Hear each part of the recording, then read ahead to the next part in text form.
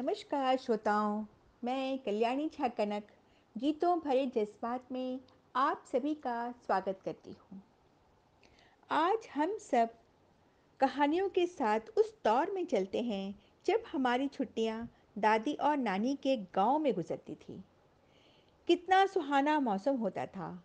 जेठ की दोपहरी, आम का पकना, नदी, तालाब और दादी की कहानियाँ। तो चलिए गांव के पगडंडियों में चलते हैं मेरे संस्मरण के साथ। आज की कहानी है आम का मौसम। आम का मौसम मतलब छुट्टियों का मौसम, और इससे भी ज़्यादा गर्मी की छुट्टियों के दिन। स्कूल के दिनों में इस छुट्टी का सभी को इंतज़ार होता है। दादी और नानी के यहाँ जाना, मनपसंद कहानियों की पुस्तकें पढ़ना, इंडोर गेम खेलना या फिर पहाड़ों पर घूमने जाना। अब तो इन छुट्टियों का मतलब ही बदल गया है। बच्चे या तो ट्यूशन और कोचिंग जाते हैं या ज्ञानवर्धक कुछ कोर्स करते रहते हैं। मेरा मन तो आज भी छुट्टियों के उन दिनों को महसूस करता है जब मैं स्कूल में पढ़ती थी। अतीत के पंख लगाकर मेरा चंचल मन उन वादियों के चक्कर लगाने चला जाता है। हमें भिलाई नगर से दरभंगा जाना होता था। पूरे 3 दिन और 2 रात बिताकर हम वहाँ पहुँचते थे। पापा और मम्मी के चेहरे पर एक चमक होती थी और हम चारों बहनें और छोटा भाई तो खुशी से नाच उठते थे। हमारी मस्तियाँ तो ट्रेन से ही शुरू हो जाती थी। अरे वही खिड़की के पास बैठने के लिए आपस में झगड़ना। उच्च कोटि के डिब्बे में हम यात्रा करते थे। पापा को एलटीसी मिलता था। एक बैग भरकर मम्मी खाने का सामान रखती थी। हमें रास्ते में भूख भी तो बहुत लगती थी। इस तरह से हम दरभंगा स्टेशन पहुंच ही जाते थे। चारों ओर बागमती नदी से घिरा हमारा छोटा सा गांव बहुत प्यारा था। पापा सारे सामान को एक जगह छोड़ देते थे और हम सभी पुल पार करके गांव पहुंचते थे। सामान हमें फिर कैसे मिलता था, मैं आज तक नहीं समझ पाई। मम्मी अपनी साड़ी के पल्लू को सर पर रखकर छोटा सा घूंघट कर लेती थी। हम सभी भाई बहन उन्हें देखकर हंसने लगते, तो मम्मी हमें समझाती, गांव में बाबा और चाचा जी हैं। यहाँ औरतें बड़ों के सामने ऐसे ही रहती है। पर उस वक्त मम्मी की बातें हमारे समझ से परे थी। भाभी आंगन के गेट पर पानी लिए खड़ी रहती थी।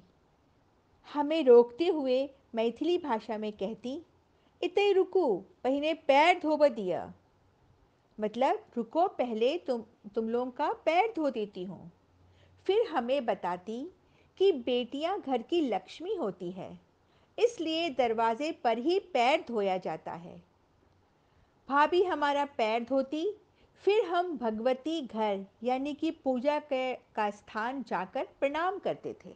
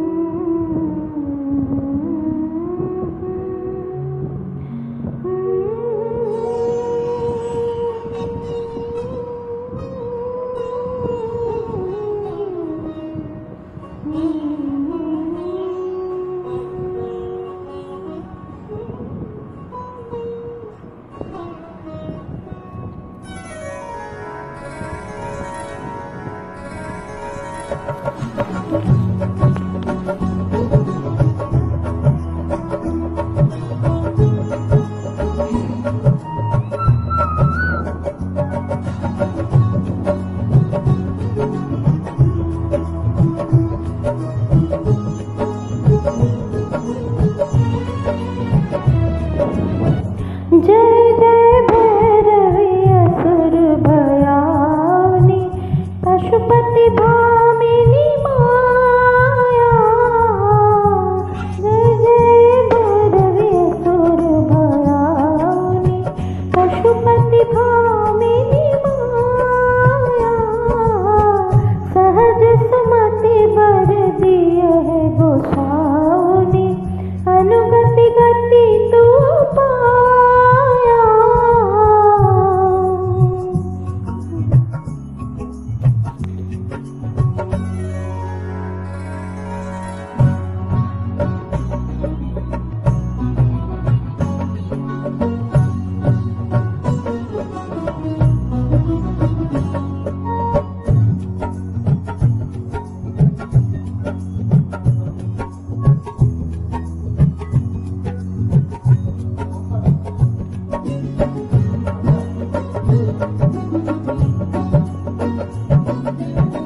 बासर रैन सवासन शोभित बासर रैनी। ओ बासर रैनी सवासन शोभित चरण चंद्रमणि चूड़ा। चरण चंद्रमणि चूड़ा। कतक दैत्या मारे मुँह में लली कतौ गनि करो कूड़ा।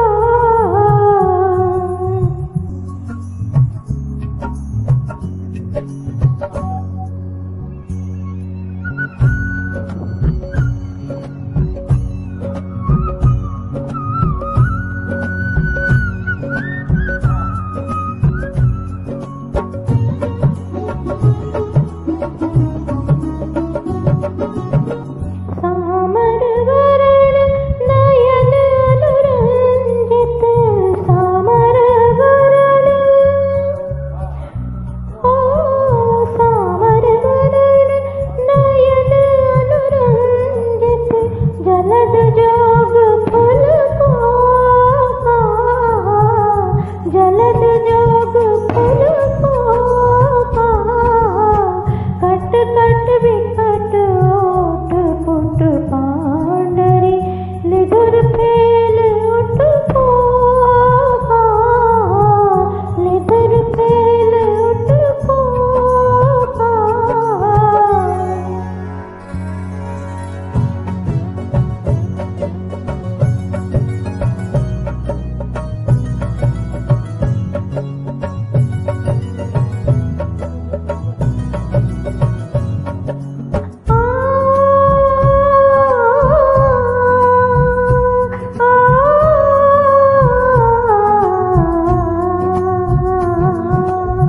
घन घन घनन घुघुर कत बाजै।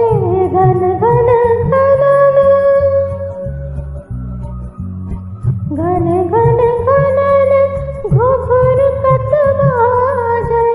हन हन कर तू गाता। हन हन कर तू गाता। विद्यापति कवि तू पद सेवक। विद्यापति कवि तू पद सेवक। पुत्र बिसरु जनु माता। पुत्र बिसरु जनु माता। सहज सुमति जयमति वर दिय है गोसाउनि अनुगति तू पाया। अनुगति गति तू पाया। अनुगति गति तू पाया। जय जय भैरवी असुर भयाउनि। उसके बाद हम सभी भाई बहन पापा के साथ धर्मगाछी की ओर जाते थे, जहाँ दूर से ही रामायण की चौपाई की आवाज़ सुनाई देने लगती थी। पास जाने पर हम देखते कि मेरे बाबा यानी दादाजी, चाचा जी और भैया के साथ गांव के सभी लोग नबा पूरे रामायण को 9 दिन में पढ़ना कर रहे हैं। फिर उस दिन चौपाई और दोहा खत्म करके लाल रंग के कपड़े में रामायण को लपेटकर सभी घर की तरफ निकल पड़ते। वहाँ हमें सभी बड़ों के चरण स्पर्श करने पर ढेर सारा आशीर्वाद मिलता था। हम बहुत थके रहते थे। जल्दी खाना खाकर कोठा यानी कि छत पर सोने चले जाते थे। मम्मी, चाची और भाभी छत पर नहीं जाती थी क्योंकि गांव की कन्या यानी कि बहू जो थी। आसमान पर छिटकी चांदनी, बिखरे हुए तारे और साथ में दादी की कहानियां हमें जादू सा एहसास कराते। बाड़ी में यानी कि बगीचे में लगे फूलों की खुशबू लिए हवाएं जब हमसे होकर गुजरती तो हम सपनों की दुनिया में खो जाते थे और नींद की आगोश में चले जाते थे। सुबह उठते ही हम देखते कि घर आंगन साफ सुथरा है और पूजा घर धुला हुआ है। उसमें खूब सारे फूल रखे हैं। दादी आंगन में पुआल और चिकनी पीली मिट्टी से पूजा के बर्तन साफ कर रही है। धोने के बाद बर्तन ऐसे लगते थे जैसे कि आज ही खरीद कर लाए गए हों। दालान यानी कि बरामदा, पालान पर बाबा, चाचा और पापा के साथ बैठकर कई लोग बातें कर रहे हैं और चाय का दौर चल रहा है। सभी के जाने के बाद बाबा कुएं पर नहाने चले जाते और अछिंजल यानी कि पूजा का जल लेकर आते। आसनी बिछाकर भगवती यानी देवी की पूजा करने बैठ जाते। घंटी की आवाज़ सुनते ही मिट्टी के महादेव बनाकर दादी या घर की कोई भी महिला उनके पास पहुंचा देती थी। फिर बाहर निकलकर तुलसी चौरा के पास महावीर जी की पूजा होती थी। पूरे 2 घंटे पूजा होने के बाद शालिग्राम भगवान का भोग लगता था। बिना लहसुन और प्याज का खाना बहुत स्वादिष्ट बनता था। उसके बाद बाबा खाना खाकर काम पर निकल जाते थे। बाबा के स्वर्गवासी होने के बाद चाचा जी और उसके बाद भैया विधिवत ये पूजा करते हैं।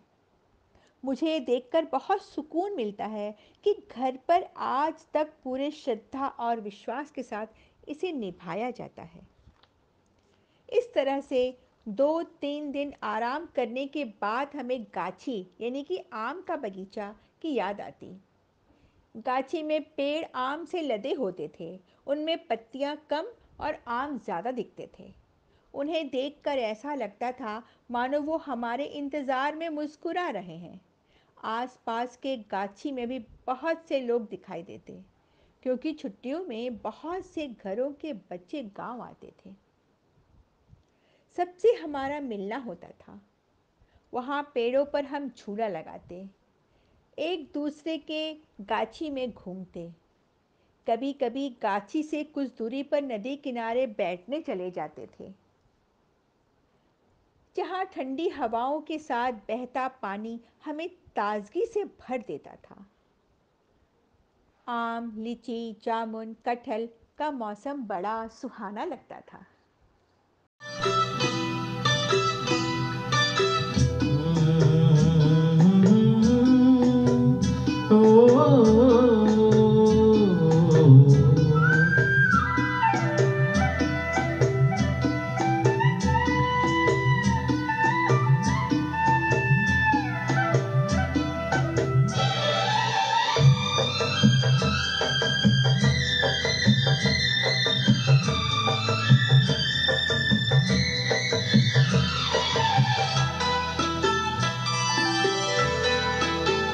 गोरी तेरा गाँव बड़ा प्यारा, मैं तो गया मारा आके यहाँ रे। उस पर रूप तेरा सादा, चंद्रमा ज्यों आधा आधा जवारे। गोरी तेरा गाँव बड़ा प्यारा, मैं तो गया मारा आके यहाँ रे, आके यहाँ रे।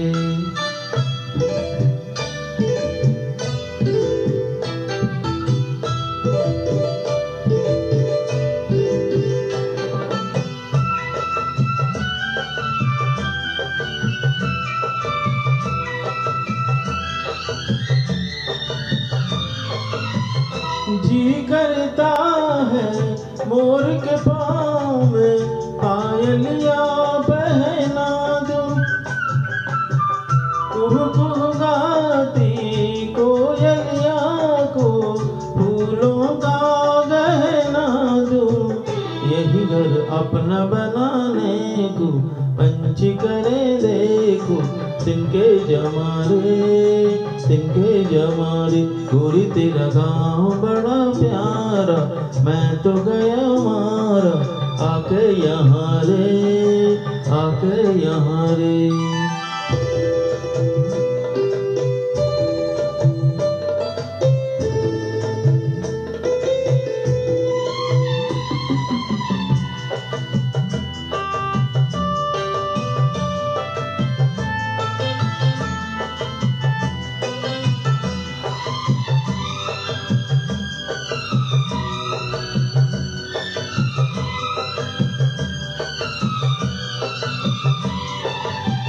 रंग बिरंगे फूल खिले हैं, लोग भी फूलों जैसे। आ जाए एक बार यहाँ जो जाएगा फिर कैसे। झर झर झरते हुए झरने मन को लगे हरने, ऐसा कहाँ रे उस पर रूप तेरा सादा, चंद्रमा ज्यों आगा जवारे।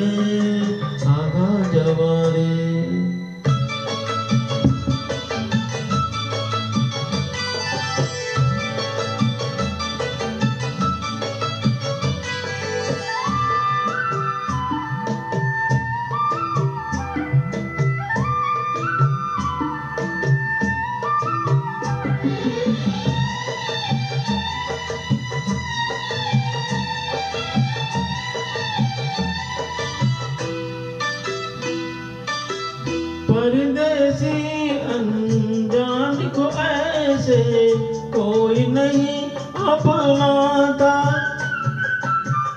तुम लोगों से जुड़ गया जैसे जन्म जन्म गाना था। अपनी धुन में मगन डोले लोग यहाँ बोले, दिल की जवारे गोरी तेरा गाँव बड़ा प्यारा, मैं तो गया मारा आके यहाँ रे। उस पर रूप तेरा सादा, चंद्रमा जो आधा जवारे।